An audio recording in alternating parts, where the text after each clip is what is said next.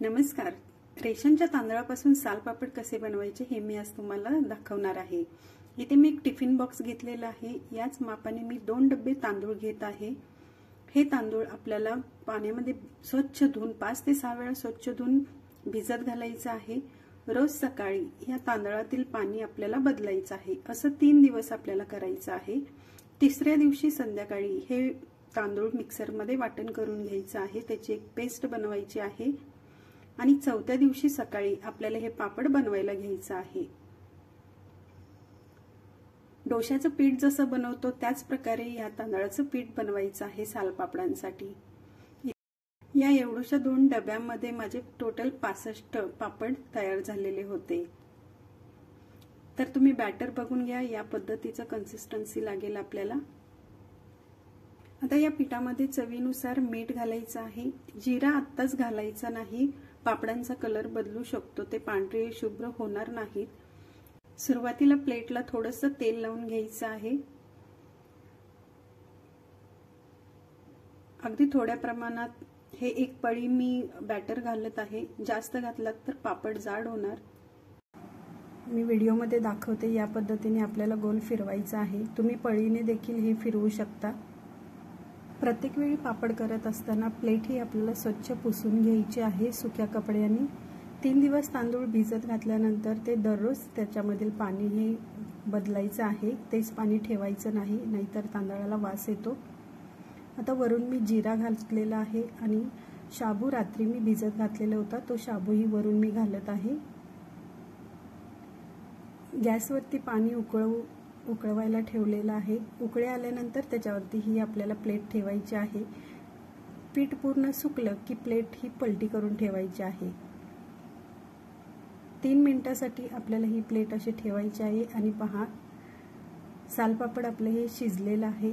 आता एका प्लेटमध्ये पाणी घ्यायचं आहे आणि त्यामध्ये ही प्लेट थंड करून घ्यायची आहे.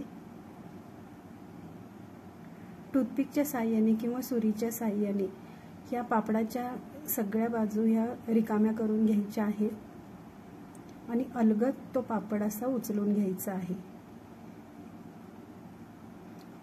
हे पापड तुम्ही फॅन खाली देखील सुकवू शकता. दुसऱ्या दिवशी आणि तिसऱ्या दिवशी कडक उन्हामध्ये हे सुकवून घ्यायचे आहेत. पहा किती पातळ झालेले आहेत. अगदी माझा हात सुद्धा ट्रान्सपरंट दिसत आहे पापडांच्या खाली. मी आता पुन्हा आणखीन एक दाखवते तुम्हाला. या पद्धतीनेही तुम्ही पापड बनवू शकता, म्हणजे याचा शेप बिघडणार नाही. वरून जिरा घालायचा आहे आणि भिजवलेले शाबू घालायचे आहेत. साबुदाण्याची खिचडी बनवण्यासाठी जसा शाबू आपण भिजवतो त्याच प्रकारे हा शाबू भिजवायचा आहे.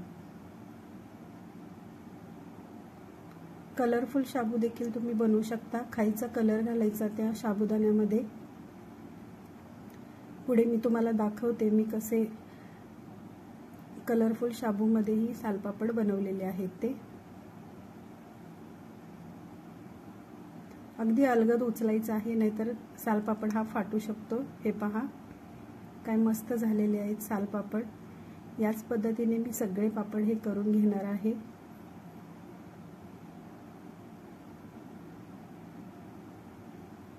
इथे पापड बनवत असताना माझा मुलगा आलेला आहे.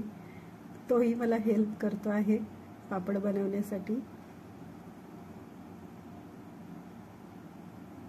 मनोमयला हे पापड फार आवडतात. आता यावरती मी कलरफुल साबुदाणा घालत आहे. खायचा कलर वापरलेला आहे मी शाबू कलर करण्यासाठी. तुमच्याकडे जो कलर अवेलेबल असेल तो तुम्ही वापरू शकता. इथे मी ऑरेंज, ग्रीन आणि पांढरा असंच ठेवलेला आहे साबुदाण्याचा कलर. त्यामुळे सालपापड जे आहेत ते खूप छान दिसतात आणि खाताना तोंडामध्ये जो साबुदाणा येतो तो खूप टेस्टी लागतो. आता हे पीठ सुकलं की पलटी करून प्लेट ठेवायची. 3 मिनिट वाफवून घेतल्यानंतर बघा हा साबुदाणे हे सालपापड असं निघतं. फॅन खाली एका दिवशी ठेवायचे, सुकतात हे. नंतर 2 ते 3 दिवस कडक उन्हामध्ये सुकवून घ्यायचे. या पद्धतीने सर्व पापड तयार केलेले आहेत.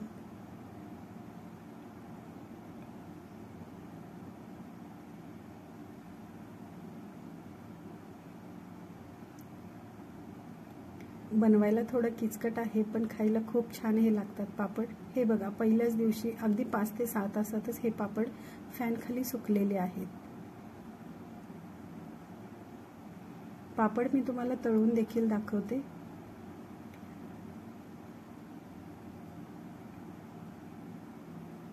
खूप कमी तेल झालेले आहे पापड तळण्यासाठी.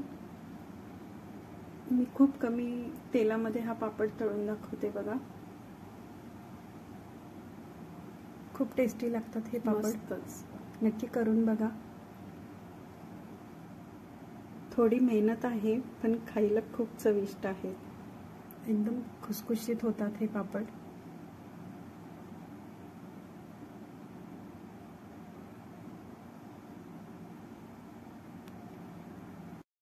अगदी कमी तेलात मी तुम्हाला हे पापड फ्राय करून दाखवते. तेल बिलकुल जास्त लागत नाही. कमी तेलामध्येही तुम्ही पापड तळू शकता. हे पहा, खूप छान मोठे डबल साइज मध्ये होतात हे पापड तळल्यानंतर. खायला खूप टेस्टी लागतात. तयार झालेले आहेत आपले सालपापड. रेसिपी आवडली तर रेसिपीला लाईक करा, शेअर करा आणि चॅनलला अजूनही सबस्क्राईब केलं नसेल तर चॅनलला सबस्क्राईब करा. मी माया पुन्हा भेटूया अशा छानशा रेसिपी सोबत. धन्यवाद.